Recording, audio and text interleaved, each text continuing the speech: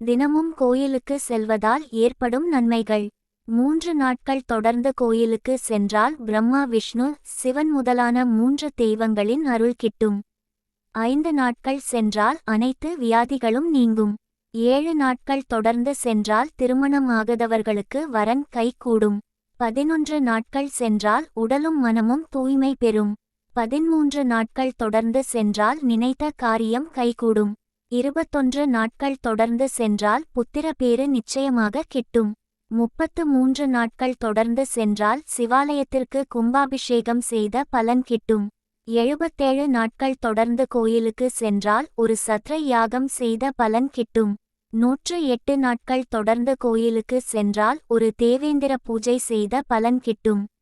1008 நாட்கள் தினமும் கோயிலுக்கு சென்றால் அஸ்வமேத யாகம் செய்த பலன் கிடைக்கும். வாழ்நாள் முழுவதும் தினமும் கோயிலுக்கு செல்பவனுக்கு கிடைக்காத வஸ்து என்று இவ்வுலகில் எதுவும் இல்லை. அனைத்து விதமான சுகபோகங்கள் அனுபவித்து முக்தி பேரனாந்ததை அடைவது உறுதி. குறிப்பு: இப்பதிவை படிப்பவர்கள் அவரவர் வீட்டின் அருகில் இருக்கும் கோவிலுக்கு தினமும் சென்று பயன் அடைய வேண்டுகிறேன்.